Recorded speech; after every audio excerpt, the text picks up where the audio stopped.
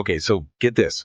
There's a bear out there who was so famous that she had her own fan page. Oh. Sadly, Grizzly 399, she was like a true icon in Grand Teton National Park, but she was recently killed in a car accident. Oh, no.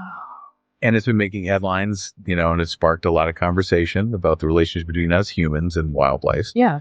And especially with grizzlies. Mm-hmm. So we're diving into the news today, and we're going to take a look at the details surrounding her life and death and what it means for grizzlies as a whole. It's such a tragic incident, and it really brings to light all of the challenges that come with trying to coexist Right. as the grizzly population rebounds and human activities just keep expanding. It's like a wake-up call. So for those who don't know, what made 399 so special? Well, for starters, she lived to be 28 years old. Wow. And that's incredibly rare for a grizzly in the wild. She was the oldest known reproducing female in the entire greater Yellowstone ecosystem. So that's the park and all the surrounding wildlands where the grizzlies roam. Oh, wow. But I think what really set her apart was her tolerance of humans. Yeah. I read that people would wait for her to come out of hibernation every spring like it was a celebrity sighting. Absolutely. And she was known for raising her cubs near roads, which really made her a star attraction in Grand Teton. Yeah. There's even a Facebook page called Team 399 that's dedicated to tracking her and other wildlife. Wow. People were drawn to her. Bear biologist Justin Schwabedison, he's talked about how she impacted everyone from tourists and photographers to even the seasoned researchers. Mm-hmm. He once saw a retired factory worker move to tears after seeing 399 and her cubs. It's a testament to the impact she had. Yeah. It makes her death even more tragic. Yeah. Can you tell us what happened? Yeah, so 399 was hit by a vehicle on a highway in Wyoming's Snake River Canyon. The driver was unharmed, but unfortunately, 399 did not survive. Oh. There's a yearling cub that was with her at the time. And although it wasn't hit, its fate is uncertain.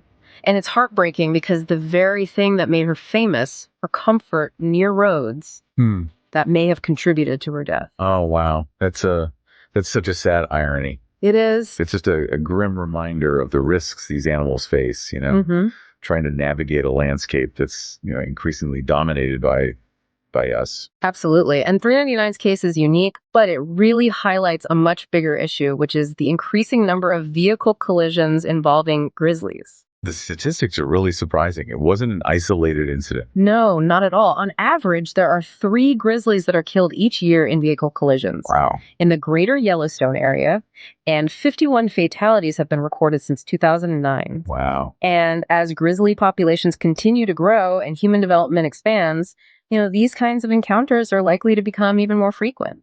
So grizzlies are making a comeback. Yeah. Which is amazing. It is. But they're also facing increasing threats from human activities. Mm-hmm. It's a real balancing act. It is. Grizzly bears were once very abundant across the American West, but then they were nearly wiped out.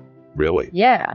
But they've made a significant recovery in recent decades, and now there's about 1,000 grizzlies in the greater Yellowstone ecosystem. Wow. But that's, up from just 100 in the 1970s. That's a huge change. It is, but their protected status and how we manage their populations is a constant source of debate.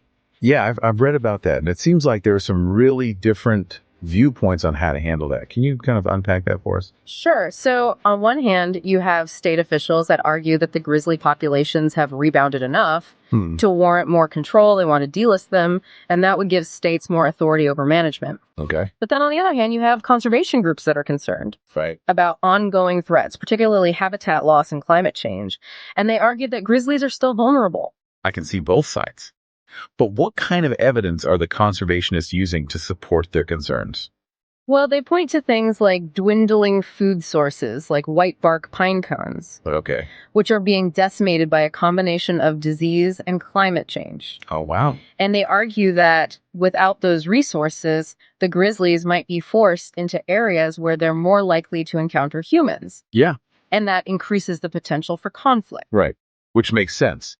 It's a reminder that protecting a species isn't just about numbers. It's about making sure they have the habitat and the resources they need to thrive. Exactly. This tension between the different perspectives on grizzly management seems to play out in other areas